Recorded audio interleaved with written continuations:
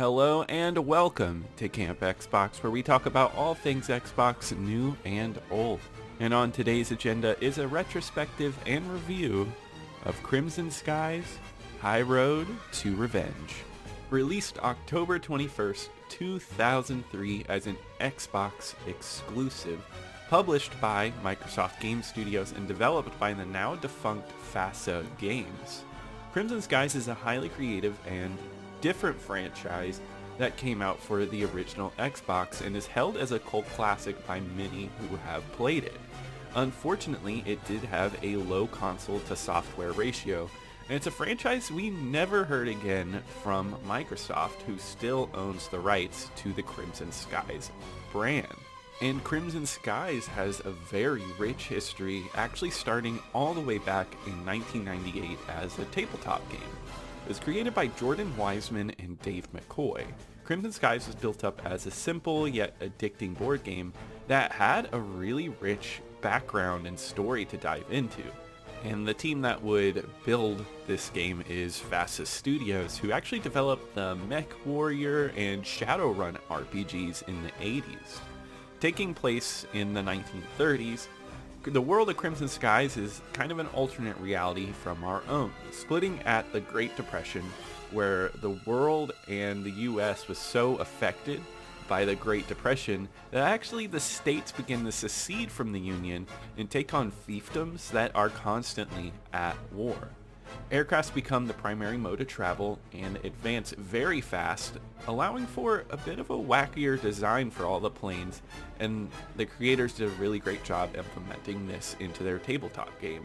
Things like shock weapons and propellers on the back add for a more zany 1930s pulp style. The tabletop version of Crimson Skies actually earned a lot of fans at its time, and the Crimson Skies brand was building up a lot of steam. And Microsoft, who owned FASA at the time, went ahead and asked Zipper Interactive to make a Crimson Skies video game exclusively for the PC.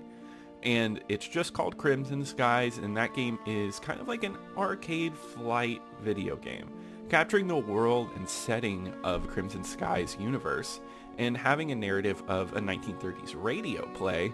It was a success, but it was plagued with quite a few issues at launch and still kind of has issues, but it's still deemed a pretty fun game. Then in 2003 we got the next and last addition to the Crimson Skies universe in video game form, and that's with Crimson Skies High Road to Revenge. It takes elements from the board game and the game before it and creates a highly unique experience exclusive for the Xbox console. There was a lot of hype built up about this game because it was a flight sim that only would come out on the Xbox, and it really needed to be a good game to keep the franchise strong. And it actually was meant for release in 2002, but the build just wasn't perfect enough, so they actually delayed it for a whole nother year in order to get it just right. And in Crimson Skies, we follow Nathan Zachary, who is a sky pirate, but this time it's less of a radio play, and I would say more Indiana Jones style adventure. With some really nice looking cutscenes for the era, it really captures that 1930s era adventure serial style. It's a huge trip across all of this version of America, and it's so entertaining from start to finish. It really captures the grand scope of this world, and I really had a great time with this game. The story, for one, is just so much fun. It's not heavy on many story elements or drama, but it's enough to keep you going and wanting to explore this great world that they've built up. And now everything gameplay-wise, it's interesting because it either takes place in a plane or in stationary guns. And I don't have a lot of experience with flight games. So whenever I went to pick up this flight game, I was a little nervous that it was going to have a bunch of crazy controls and I was going to have a hard time wrapping my hands around it. But it actually is very easy to control and fun to play. In Crimson Skies, it just does a really great arcade experience. You don't have to focus on your speed, which is something I really like. It's one last element you really have to think about. You don't have to focus on any crazy maneuvers. They're just a couple button clicks away for any barrel rolls or anything like that. It's just a simple movement of the sticks, aiming your pointer, and blowing away enemies from the skies and on the ground. It's that perfect arcade flight feeling that really just makes it an easy to pick up and play game. I really like that they put a focus on easier combat to keep the game flowing and a lot of fun. The areas you fight in are super intricate as well. It has a nice variety from area to area. You actually go from like the desert where you have these huge canyons and you have to hop on trains and shoot people from trains or shoot the trains themselves, to probably my favorite area in this whole game, and that's Chicago. The look of the Chicago level blew me away the first time I saw it. For this era, I think the world design is awesome here. There's huge towering skyscrapers, and you can fly under awnings, you can fly in between buildings if you maneuver correctly. There's lights all over the skyscrapers, and the draw distance really gives that scope of a huge city. The intricacies here were just mind-blowing. Even like you could see little elevators moving up and down on the sides of these skyscrapers. It must have taken a lot of work at the time, and it was really a lot of fun to just explore in. It captures the power that the original Xbox had over other consoles at the time, and it looks stunning. And it won a good amount of Best Graphics Awards at the end of 2003, and I really think it did for good reason. It really is a nice looking game, and I thought the levels had the right amount of depth and feel to keep you wanting to explore these areas. And while exploring these areas, you get to explore with these really neat looking planes. Because the game has kind of a sci-fi style to it, it allows for more weird plane designs, and it's really a nice fun world building touch. It has things like mini helicopters, or planes with propellers in the back, or planes with weird shock weapons that just totally annihilate the next plane's systems. It also has a really nice upgrade system for each plane. You go around these worlds and it encourages you to explore because it gives you little upgrade tokens, and with a certain amount of those and some cash, you can upgrade your planes. Now, to get cash, you actually have to do odd jobs around the area. And I would say, if there was one thing I want to complain about this game, it's kind of that. It's definitely my least favorite aspect, but I don't think it's awful. It has this GTA-style mission hub where you can go around the world and kind of just pick up odd jobs for money, and sometimes they're mandatory to move ahead in the story. It felt like game padding to me, with some of the missions just kind of being lackluster compared to the dynamic and great levels. A lot of them are just kind of races, or it gives you a certain amount of time to just pick up packages around an area. It was cool the first time, but it kind of just repeated itself. But you actually don't run into this very often. Usually it's one per level area where you have to do some of these odd jobs. I understand this was just game design at the time. GTA was absolutely giant, and everybody kind of wanted to take a little bit of that and implement it into their games. So it's just a thing for the times. It hasn't aged perfectly, but it definitely doesn't ruin anything about the game. Another really small thing that I loved about this game was the score by Stan Lepard.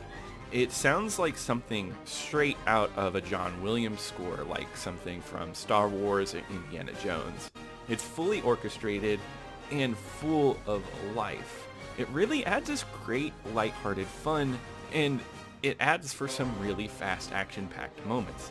It has some of the highs, like the really light and airy sounds of an orchestra, but I really loved when it got deeper and really got you into that action. It was so dynamic, and I love that about it. It really adds to the strong thematic feeling of everything. I really wish I had played this when I was younger. I never owned it, unfortunately, but I remember always seeing trailers for it on Xbox discs and thinking it looked like a neat game, but I just never was able to get my hands on it. And for its time, I know that the Xbox Live community for this game was really strong.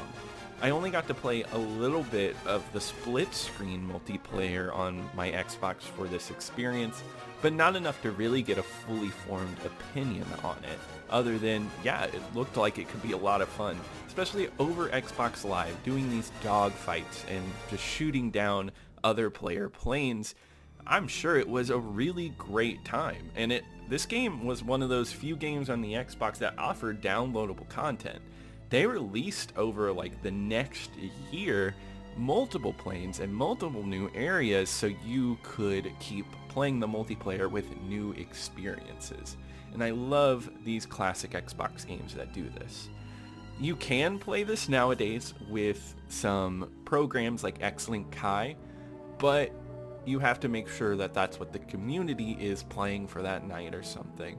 So it's really hard to get that experience now. But if they ever do a community night where they do Crimson Skies, I really want to join that because I want to experience that so I can get the full picture of the Crimson Skies High Road to Revenge experience. But even from a just single player point of view, I think this game is very worth picking up today. Now, what I love about this experience, because I didn't play it when I was younger, I don't really have nostalgia for this game. I do not have my nostalgia blinders on because I went into this pretty fresh. And I think if you go into this fresh with no nostalgia, it still holds up as a really good flight arcade game. It doesn't have any of like what you might think is the jankiness of this era of games. It plays very well and very thoroughly. You just might be disappointed by some graphics, but if you put it in the perspective of the original Xbox, it's actually one of the best only for Xbox releases. You can tell it has a lot of work behind it. And you should really pick it up because it's backwards compatible on all modern Xboxes and is purchasable through the Microsoft Store to this day. They still support it, and I think that's so sad that they still have never gone back to this franchise. Because I think Xbox really could use that exclusive flight simulator experience here that's also an arcadey style. I would love to see them delve back into this one, and I hope we see something new with it pretty soon because they keep renewing the copyright for this game. And if you can't tell so far, I really did love this experience, and I really think it's a great game from beginning to end. And on my ranked list, it goes at number 1 as the best game I've covered so far on this channel out of the 16 original Xbox games. I know PGR is a definitive Xbox experience, and it was hard for Crimson Skies High Road to Revenge to go over it, but I really do think High Road to Revenge has it all. And it's really a great Xbox exclusive, and I think one you should pick up if you are thinking about collecting for the original Xbox. Well, that about wraps it up for this video. Please let me know if you enjoyed this video. Leave a comment below. Also, be sure to like and subscribe. It really helps out the channel. And I'll see you here next time at Camp Xbox.